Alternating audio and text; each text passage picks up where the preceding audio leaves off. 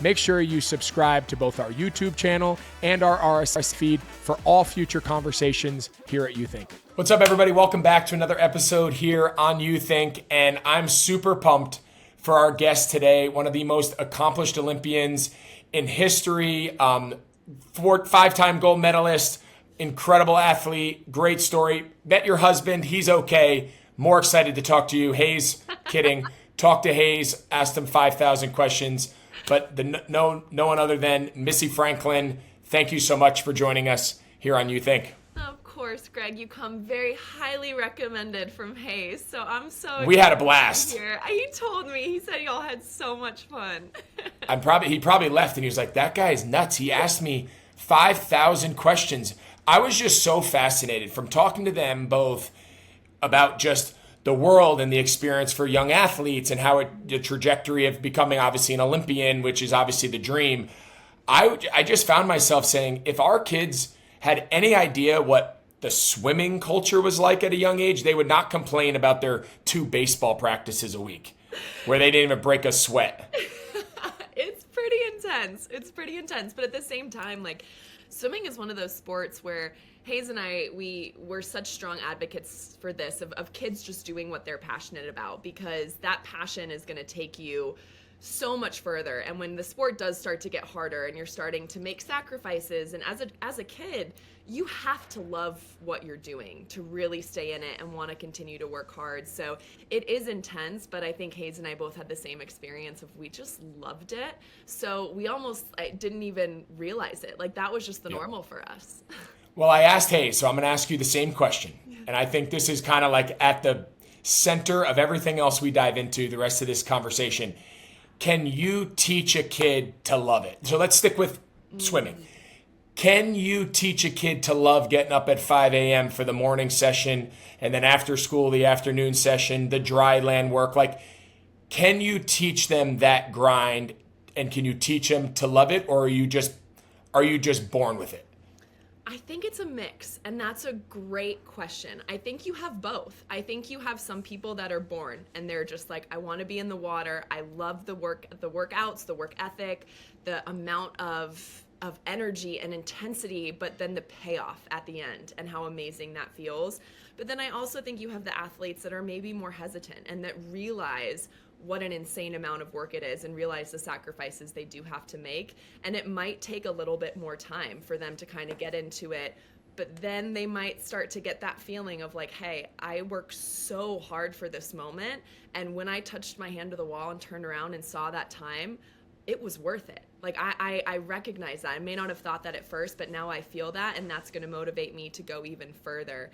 And so I think keeping an eye out for both, but there's definitely also the cases where you're going to put kids in it and they're going to be like, nope, this is not for me. Not my thing. So how much different is your perspective? Like, so take us back both into the mind of a young Missy Franklin starting her Olympic journey as a little girl, and maybe how the mindset then compared to now, obviously how you look back on retrospect. It's a lot easier to look back now in hindsight and say, it was all worth it. I was an Olympian. I was one of the most heralded Olympians in history.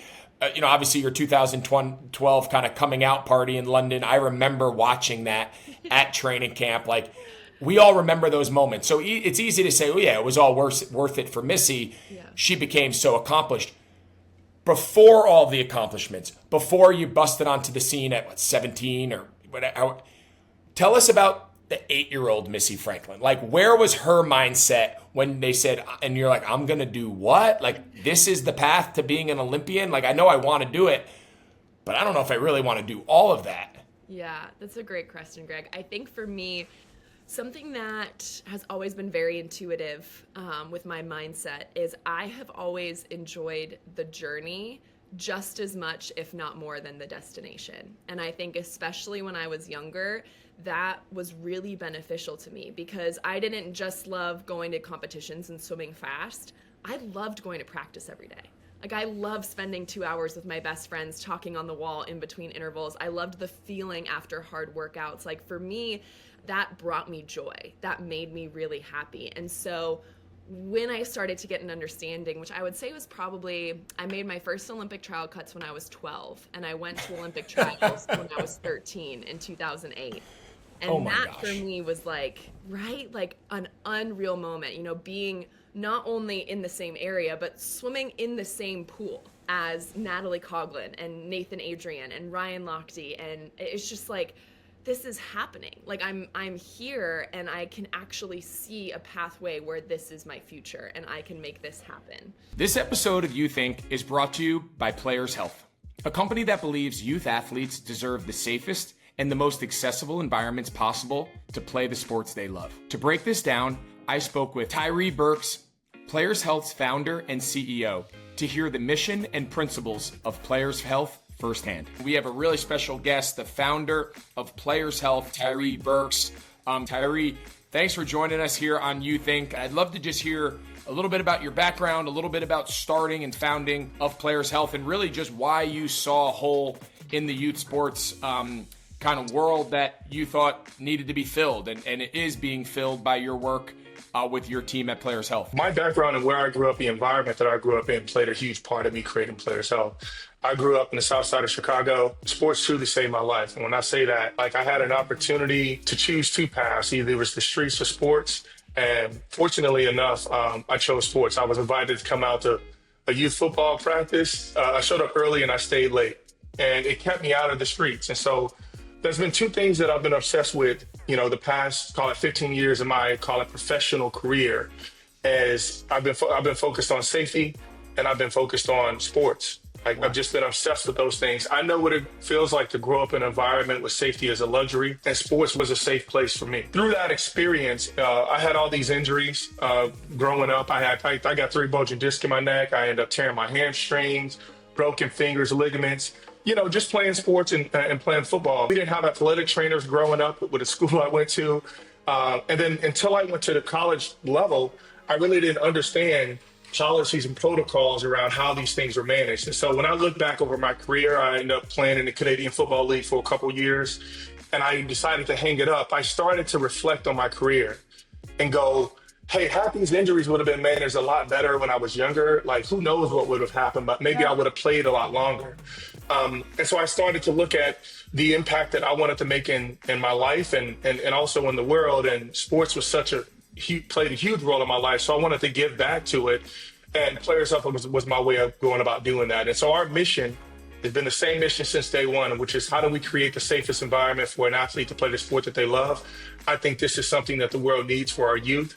And so we've been focused on leaning into creating those safe spaces. Here at You Think, we want to bring value to you, the parents, coaches, the athletes listening, in everything that we do. Check out Players Health today and let them know Youth Inc. sent you.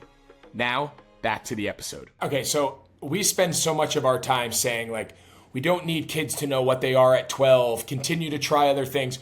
The caveat should be, except if you could go to the Olympics. Like, if you can go to the Olympics at 12, then you can pick a sport, and nothing we say has anything to do with you. But, like, I need to know, you're 12 years old, and you're at the Olympic trials, and at 13, like, I have to imagine you were the only one. Like, I have to imagine there was no one even. I think there was 2 13-year-olds. There was multiple 13-year-olds at the Olympics? Olympic trials. Olympic trials, that's what I mean, Olympic trials. Yeah. Is that unique? Like, at what age do you know, okay, I'm different than everybody else? When you're swimming as a 7-year-old, Yeah. are you that much better that you're swimming like you're a 10-year-old? Like, I know in gymnastics, right, there's like ratings. Yeah. So it's not so much like how old you are, but it's like, okay, I'm a 9, I'm a level 9, I'm a level 10. And that's kind of how you gauge. It doesn't matter really what age you are.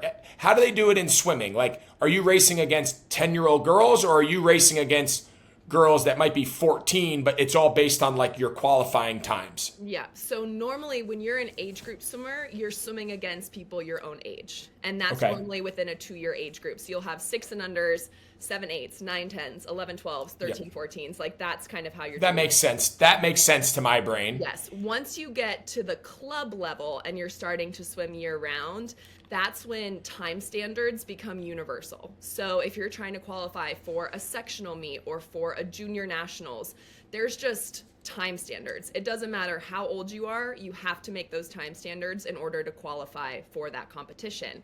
And so that's exactly how Olympic trials works as well. There's an Olympic trial cut for every event. It doesn't matter how old you are, how long you've been swimming, where you come from. If you make an Olympic trial cut, you can go and compete at Olympic trials. So which is so cool. Right. It's so cool, right? Like, it's just so objective. Do you have a middle school athlete playing or swimming in the same arena as the best in the world? Like, you don't have, it's amazing. You know, a middle school basketball player on the same court as Caitlin Clark, right? Like, that just doesn't happen.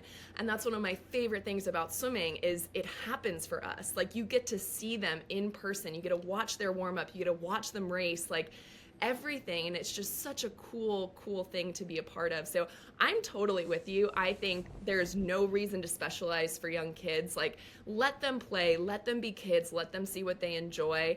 And I always kind of preface that when I'm talking to families and to swimmers and saying, you know, my story is a little unique. Like, it was unique in that from a very young age, we kind of knew that this was going to be something special. And how old?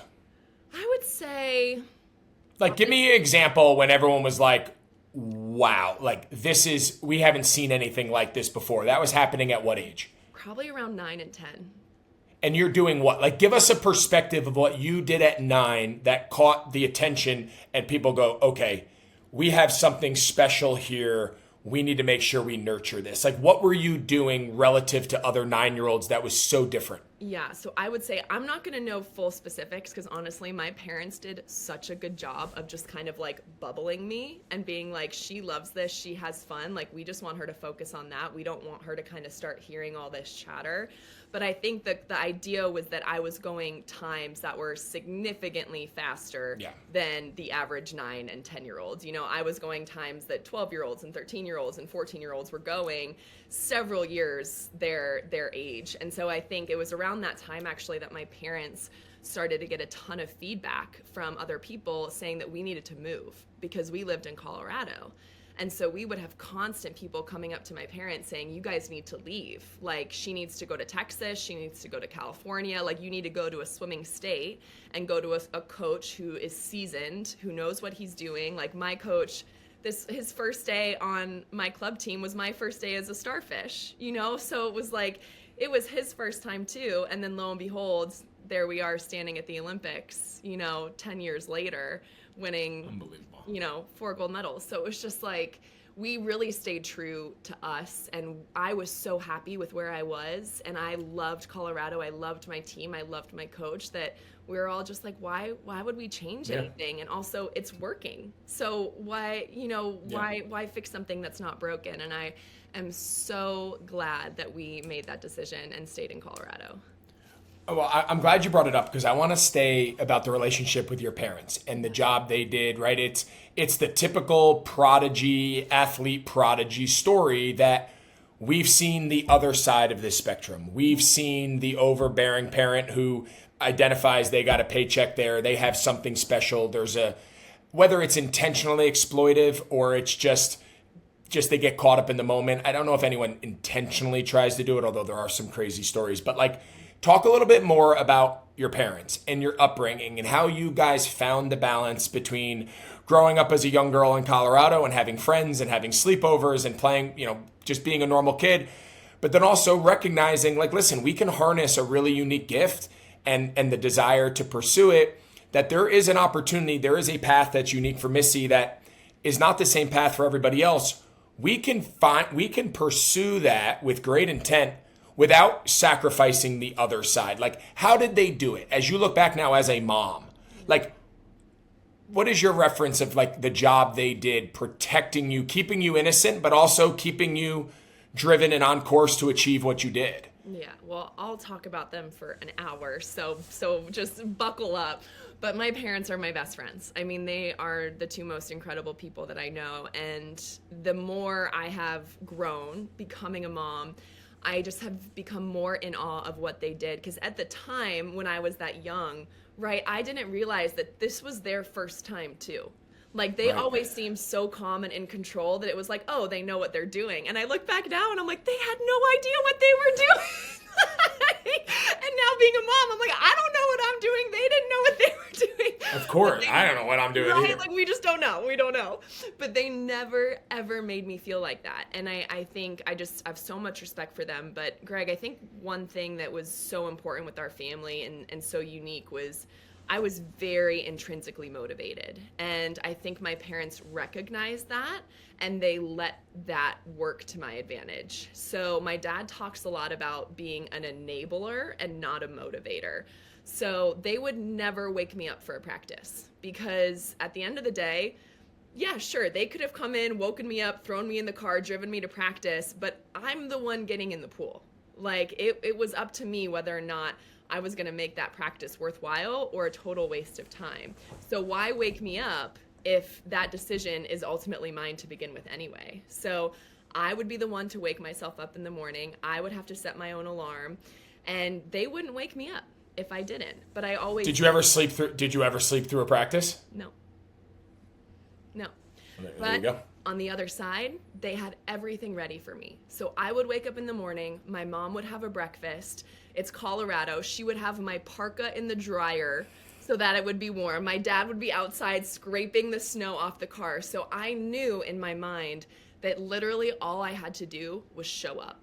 And they were going to support me every way they could around me, just showing up and doing my best.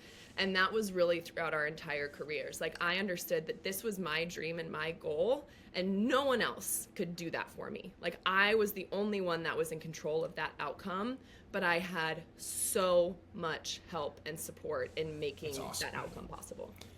Yeah, and that's super powerful and just such a great message. And again, a great lesson for all of us parents. Like, I've woken my kids up to go to practice, right? I'm sitting, like, we've all done it. Well, maybe not all, your parents didn't, but we all do it. Yeah. And, you know, it's such a really powerful message and really good perspective that at the end of the day, while we can be supportive and we can help and we can guide, it is the kid's journey. If it's really what they say they want to do, their actions will tell us how important it really is. Yep.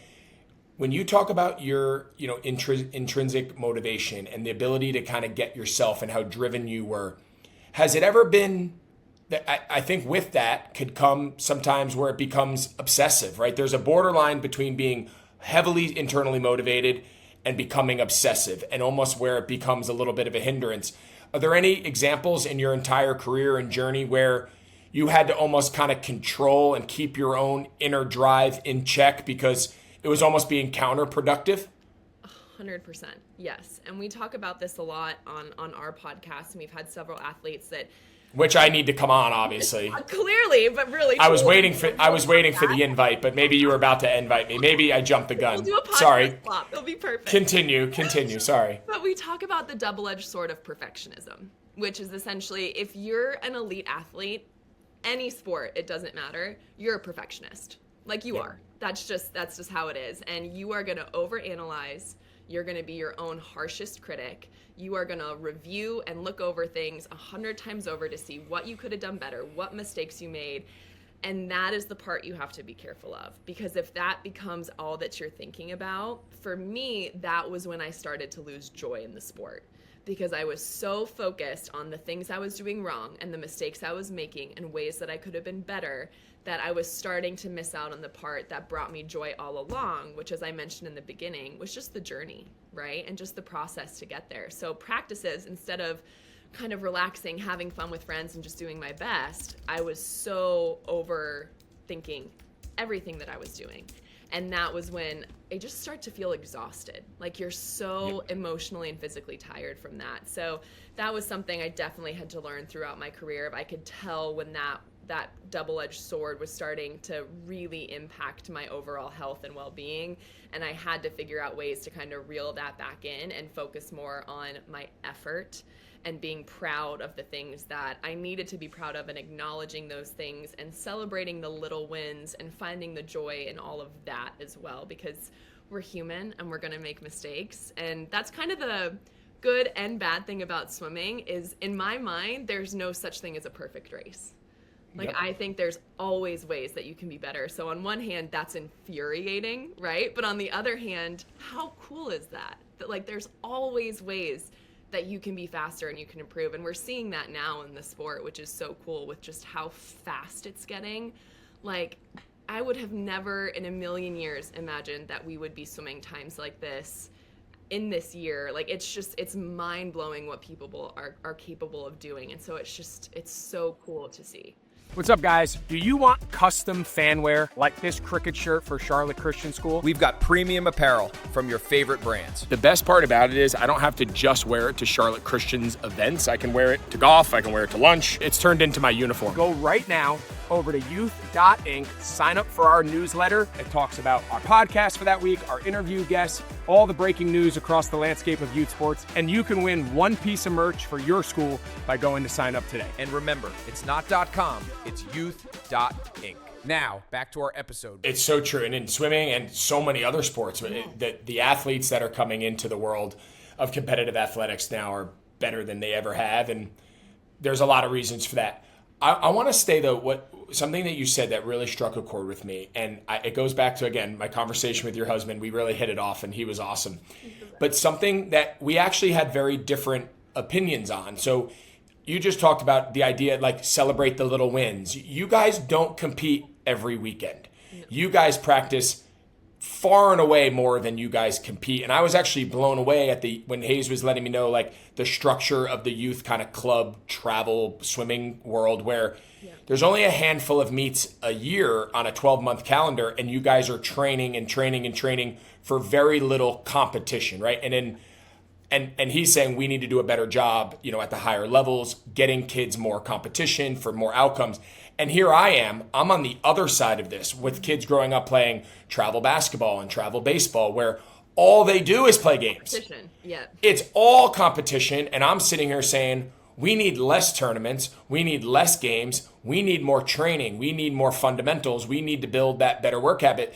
So it was kind of interesting. We were both living it on opposite sides. I'm saying we need more training. He's saying we need less training and more. Where are you on the whole stance? Like, both in swimming and just beyond, like the relationship between connecting training to competition where the outcome does matter. Like, where are you on that? Yeah, I mean, it's a very vague answer, but I think finding that perfect balance is so important. So when it comes to swimming, I agree with Hayes. I think having more competition would be wonderful, especially for the younger ages, because that is such an important time where, like, we want to show them, look, you put in the work ethic and you put in the effort and you get results. Like, how cool is that? How fun is that? And then you want to do it again. But if you have them training for 3 months at a time with no swim meet, it's like they're going to get bored, right? And then they're going to be like, why am I doing this? Now, for other sports, I think that more practice is so crucial, because I think one of the most important things swimming taught me, and it's something that I'm seeing the younger generation struggle with, is delayed gratification. And just the idea that sometimes things don't happen overnight. And it's not as easy as working hard for a couple weeks and then going and having everything pan out perfectly. With swimming, once you get to that elite level, sometimes you're only going a best time every 4 years. Like, it is a serious chunk of time that you are training, and you are just hoping, praying, and doing everything you can every day to just trust the process, knowing that the work and effort you're putting in is eventually going to pay off. But I think that skill in every area of your life is so important, whether it's relationships, whether it's school, whether it's your faith. Like, having this idea that you just sometimes have to put in the work and trust that it's going to show up at some point. And it might not be tomorrow, and it might not be the next day, but when it does, it's going to be so worth the time and energy that you put into it. Is that something that in the world of swimming, the coaches are equipped to communicate to you guys? Like, are they continuing to beat it into you guys at training? Like, hang in there. This is the long term. It's the long run. We're not trying to just get ready for Saturday's race. 100%. Saturday's race might not be for 7 more Saturdays. Yeah. Like, is that something that is being constantly communicated to young swimmers to build that mentality, to get them used to that culture? I think for the good coaches, yes. The good coaches get that part. It's not just teaching stroke. It's not teaching breath. 100%. Okay. It's the bigger picture. And I think something that coaches will do a lot of the time too is, like, our Saturdays will often be, or different days depending on the coach, but we'll have like race sets where we go in and we have our race warm up. We'll get changed into our racing suit. We'll have all like, it'll be essentially a mock competition, but in practice, we're racing against each other. We're going off the blocks, and we're kind of having that same feeling of, you get the butterflies, you get nervous, you get the adrenaline, but it's that simulation of racing without it actually being a competition. And coaches will do that periodically throughout the season, just to kind of, I think, give athletes that little nudge of confidence of like, hey, I know we've been putting in the work. I know there's been tough practices, but like, you are on the right track. So just keep doing what you're doing. Yeah, again, good coaching. It's just It makes all the difference. Good coaching is one of those things, like, it's hard to describe what it is, but when you see it, you're like, that's it. That's it. Yes. Like, and when you have it, you're like, I'm going to wrap my arms around it, and I'm just going to keep it for everything I have. 100%. So I vividly remember the 2012 London Olympics. And obviously there was a million storylines between Phelps and Usain Bolt. But your story, like, coming on, maybe not in the swimming world, you were probably more known, but like on the world stage for the avid Olympian fans like myself who just tuned in because I love the Olympics.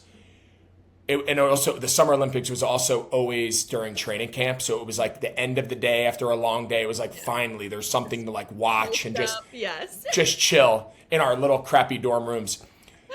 I want to know the process leading up to that, all of the training, all of the expectations, all of the conjecture. Like, take me back to 2012, which was obviously the coming out party of all coming out parties on the world stage for you.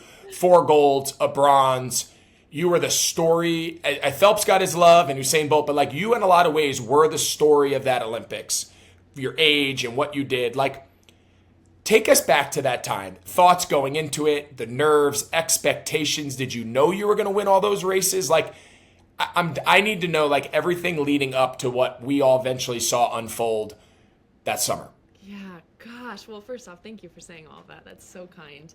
It was an unbelievable experience. Like, it truly was. If you could ask for a dream Olympics, like, that was what London was for me. And I think going into it, I was coming off a really good Olympic trials. I was definitely a little bit nervous. I qualified in 7 events. So just like the pure amount that I was going to be swimming. And for those that don't know, for individual events at major international competition, you swim each event 3 times. So it's prelims, semifinals, and then finals, except for distance events, which I don't touch, so we don't have to worry about that. And then there's the relays. So I was swimming a significant amount of times in that 8-day period. And I think I How many? had... How many races did you have? I do know that I only had, there was, I think, 16 sessions. So prelim, like morning session, final session, 16 sessions. And I only had 2 sessions where I was not swimming over 8 days. Wow. I mean, well, to win 5 medals, that's 15 races. Yeah. There. And then how many total events did you compete in? 18. I want to say 18 races.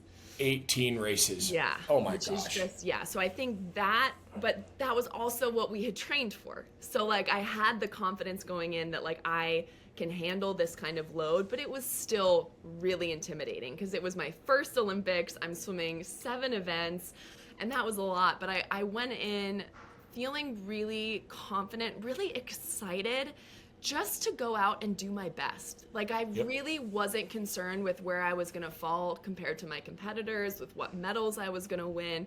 I just felt in my heart that if I went out there and did my best, that really special things were gonna happen. And so that was what I focused on. And a lot of the veterans on the team would sit down with the rookies and tell us, like, yes, it's the Olympics, it's super exciting, but also, like, it's just another swim meet.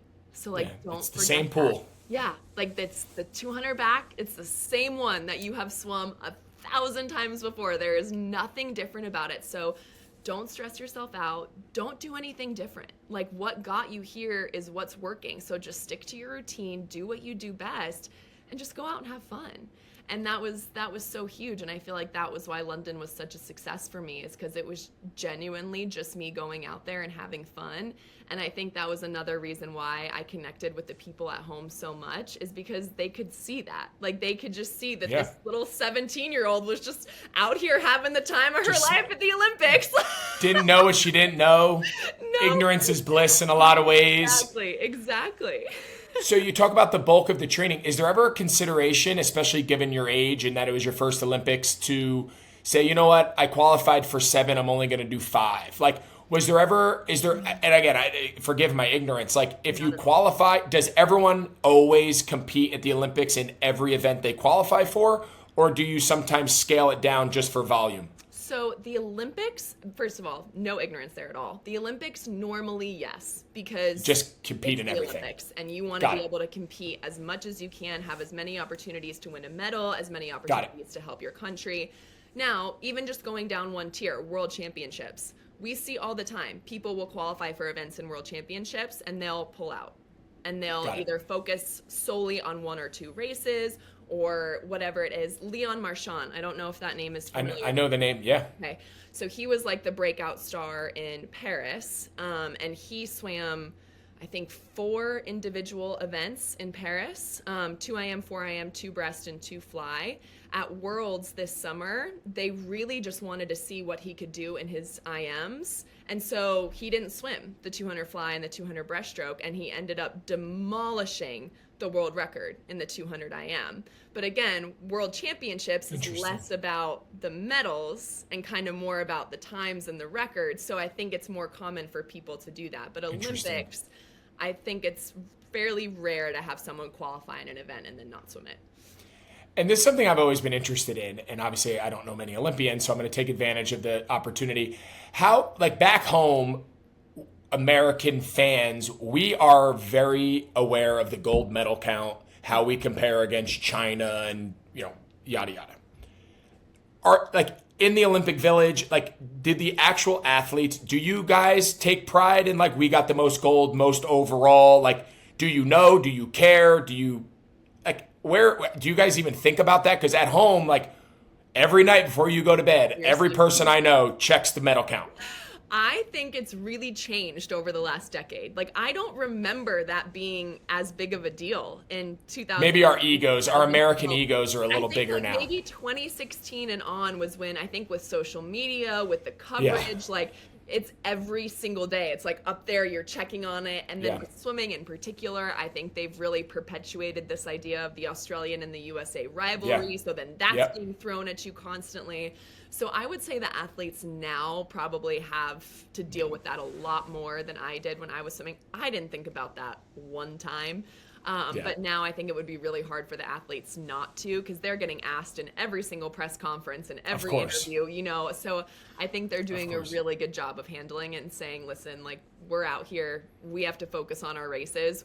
At the end of the day, we can't control that. We can control what we do in the water, and that's ultimately what's going to impact medal count. So before we get back into the episode, a quick reminder to follow us across all socials. We're posting daily content centered around youth sports. All right. Let's hop back into it. And I think what's so cool about your story, and obviously you have your own pod and you share and you're so open about, there's so much good, right? The gold medals and the stories. But I think what's so cool about your story that is such a good lesson for so many of our listeners is here you are, the young prodigy. The dream plays out exactly storybook. You go to London and you're the star of the Olympics. But not everything in your career was always perfect, right? There's injury, there's setback, there's time out of the water, there's disappointment. And to me, that's the real human experience of sport. It's easy to everybody to sit here and say, I could sit here and say how many touchdowns I caught. I remember the balls I dropped a lot more. Yeah. I remember going to the Super Bowl. I only got one time and we lost. So the scars of that, I'd love to just hear a little bit about your mindset. You're so positive. You're so in love with the grind of it. But there were some challenges on the back end of that and a lot of it was injury driven, which is an athlete's journey. Take us into your mindset there. How hard was it to keep your positive mindset that you were always known for, your personality, your smile? How hard was it to keep being true to that when things weren't going your way? It wasn't what you had experienced your entire life since you were a little girl through that first Olympics. How challenging were those times? Yeah, gosh, there's so much to unpack there. I would say, well, I love talking about it because I'm the same as you. I'm like, this is the part I love talking about. Yeah. Like, yeah, great. We can talk about the wins and the medals all day long, but like, let's talk about the hard stuff because we all go through it, and let's help each other figure out how to get through it and what we learned Yep. from it. So after London, my life changed, right? And I turned professional 2 years later because NIL was not a thing when I was Right. So because you were at Cal, or you were going to Cal following you were at Cal collegiately, so I stayed amateur so that I could swim in college. But that was after you got back from London, right? Yes, Okay. exactly. So When you went to London, were you were a high school senior? A junior. So You were going into your senior year. Yes, Okay. my senior year, swam 2 seasons at Cal, and then turned professional, and that was about a year and a half out from the Rio Olympics. So then I got all these major sponsors. All of a sudden, swimming is my job, and then I'm starting to hear the media of this idea that, okay, not only do I have to do what I did in London again, I have to be better, right? So set that bar pretty high for myself first time around. So now I'm hearing things thrown around like 5 gold medals, 6 gold medals. You know, can she compete in 7 events? Can she do 8 events? And I really started to feel that pressure and that intensity. And I ended up getting injured in April, which was just 3 months before Olympic trials in 2016. And it was one of the hardest things I had to go through was that whole experience of, I remember Olympic trials, 100 back was the first event that I had, and I didn't make the team. And I was the reigning Olympic champion from 2012. And I went back to my hotel room and I sobbed for like 3 hours. And then I just kind of like had a moment where I like looked at myself and I was like, you have 2 choices here. Like, you pack it in now and you go home and you say, okay, I had a good Olympics, great, I'm done. Or you fight like hell. And I wanted to fight because it was finally giving me a chance to be the person I always said I was going to be when things weren't going my way. And so by every ounce of grit in my body and the grace of God, I managed to make my second Olympic team in 3 events for Rio.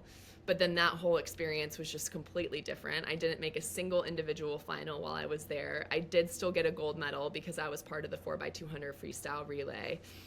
But I remember coming home from that meet, and it was just so, I'd never felt disappointment like that in my life. I was so lost because I had realized for the first time how much my identity had become wrapped up in my success and in who I was as a swimmer.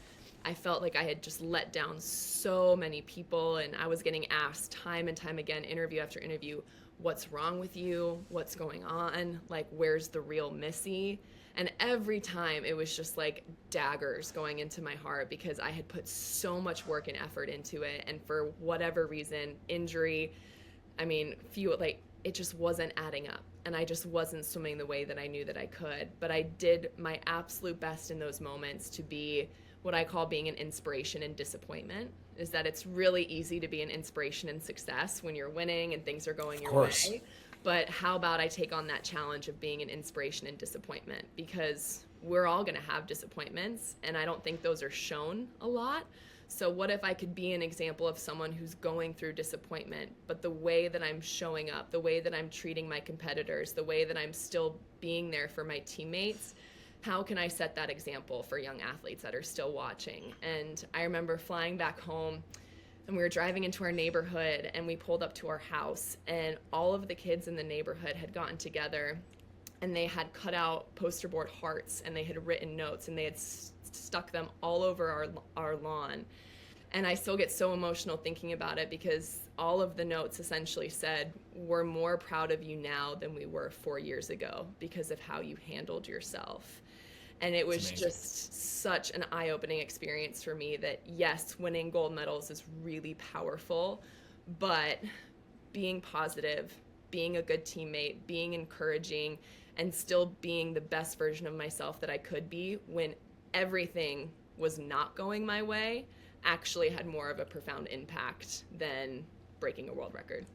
And that the story you just told, which again we appreciate greatly, like being willing to like share those vulnerabilities and those scars and whatnot, like that's a more powerful lesson for our families that follow and listen. And I'm going to make my children listen. Like yes, all of the work that led up to being the 2012 4 gold medals, 5 medals, like, that's a fun story. That's a great motivating story. Hey, here's the relationship between hard work and outcome. Like, there's something to learn. It pales in comparison to that story. It pales in impact in comparison to who are you when things are bad? Who are you when things are not going your way? Things both in and out of your control. Like, that's where we really find out. It's easy to be a great teammate and high five when you're standing on the gold medal podium and you're hugging the silver medalist saying you did so great. That's easy. It's easy to be humble in those moments, but I just commend you for sharing it, for being so honest with us, because if there's one lesson from this interview that if I could only pick one lesson to share and the rest of it we had to delete, that would be the part that I would share, because to me, that's going to make the biggest impact. Me too. And thank you. And I love that about you. And that's why I was so excited to come on here and talk about it, because I think sharing that stuff and what you guys are doing is so important, because we're gonna have disappointments. We're gonna have failures. Our kids are gonna go through I got lots. Right? And it's just like, I got lots. I'd rather teach my daughters, I want to teach them how to fail. I don't want to teach them not to fail, because that's not going to happen. There's not a world where that happens. So when it does, I don't want it to affect how they see themselves as a person. I want them to view it as an opportunity to be a better person, to gain something from it, to learn something from it, and use it as, I think that can be one of your greatest superpowers. If you can take some of the most heart-wrenching and disappointing moments in your life and turn them into something that's going to make you into a better version of yourself. The last couple of things I have for you, and I'm going to let you go. I know you have a napping child to get back to.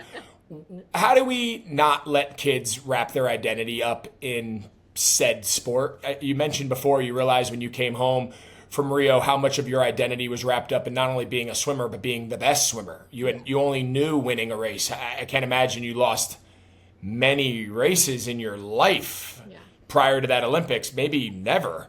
Like, how do we prevent kids from wrapping their identity up in what they're doing, and what the sport you play is what you do, not who you are? Yeah, I would say praise the effort and not the outcome.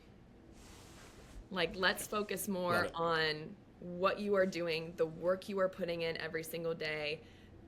Like, that is what makes you who you are, not whether or not you get first or second when your hand touches the wall. It's everything you did to get to that point that makes you who you are. So as parents, as coaches, as mentors, if we can help our kids see that it's about the effort, it's about what you've put in every single day, what you've fought for, that is what makes you who you are. It's not the results at the end of the day. Well said. Last thing for you. What is your relationship now with the sport of swimming? I know, obviously, again, I bring up Hayes a bunch. He's probably loving all this attention. But like, I know you guys, like, what is your relationship with it? What will you want your daughter's relationships with it if they so choose? Like, where does that stand now after everything you've been through and everything you've accomplished? Yeah, well, it's so funny, right? Because Hayes has done the total opposite. Like, he finished swimming and that competitive itch for him just grew. And he was like, okay, what's next? Like, I want, so. Yeah, he's like Iron Man. He's doing all these like crazy things. On a professional Ironman team, and now we're going to Worlds next. I just can't with You're doing it too? Oh, God, no. I'm the support system. I make the got it. That's my job. But I have had a lot of reassurance from people that being a spectator at Ironmans with 2 young kids is, in fact, harder than the actual Ironman. I bet. I bet. It all sounds brutal. It's amazing. It all sounds brutal. But it's so fun. We've loved it. I was different in that way. My career ended, and I just was like, I just want to focus on the journey. I love moving my body every day just because it brings me joy. And as a mom, that's now like my me time where I have that kind of quiet space. So I still love getting after it and pushing myself really hard. But in the water? Less in the water. I do it less in the water. Water for me now is really a space of therapy and like calm and peace. And honestly, it was really healing to be able to swim while I was pregnant and postpartum with both of my daughters, because it's just like it's such a good exercise for you at any point, but especially if you're going through something like a pregnancy or an injury where like you really need something that's more low impact. It's just so good for your body. And we have this saying called black line therapy. I don't know if Hayes talked about that. That's like the line at the bottom of the pool, right? At the bottom, and essentially you're swimming. Like, you can't be on your phone. You can't be watching a show. You can't be listening to an audiobook. Like, you are forced to just sit in your own head with your own thoughts. And I don't think there's a lot of opportunities that we get like that in our world today. But swimming is one of those places where you just have to sit with yourself. And it's so healing to just kind of, sometimes it's not comfortable, sometimes it's comfortable, but to just sit in it and be like, this is where I'm at, this is how I'm feeling, these are my thoughts, these are my emotions, and just feel it. And just feel it, and swimming at the same time. So I'm so thankful. We have a little endless pool in our backyard, which is amazing. So and we're out there almost every day with our daughter. So I would say that's the other really cool part of it too. That's fun. Now Caitlin just turned 4, and to see her at the point where she's like starting to learn strokes and she's really getting into it and like finding her confidence in the water, she has brought back so much joy for me with the sport, because I just look at her and I see myself. Would you ever coach her one day if she wanted you to? No. I had a feeling that was going to be the answer. No, I am so proud to be mom, and I will be her number one support system and cheerleader, but I will leave the coaching to What about dad? Professionals. I think Hayes would be he is a summer club coach here in Nashville. So you'd let him coach her? I would. Yeah, he's a fantastic coach, and he's so self-aware.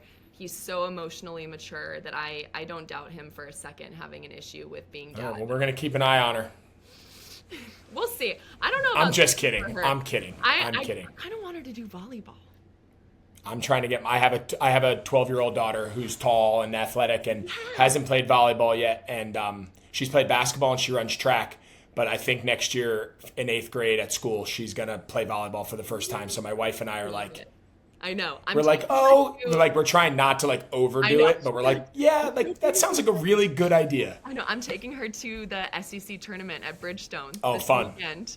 That's sick. I'm so excited. It's a great girl. I love volleyball. It's a great sport. Yeah.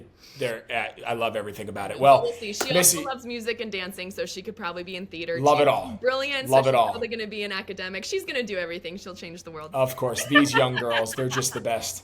As my boys say, she's your favorite. And I say, you're right. You're right. Missy, I can't thank you enough. This was awesome. Your insight, your experiences, your perspective is just so valuable to what we're trying to do here at You Think, and I just can't thank you enough. Tell Hayes I said what's up. Always. And I can't thank you enough for joining us. This was awesome. Thank you so much for having me, Greg. It was so fun. And we'll see you on Unfiltered Waters soon.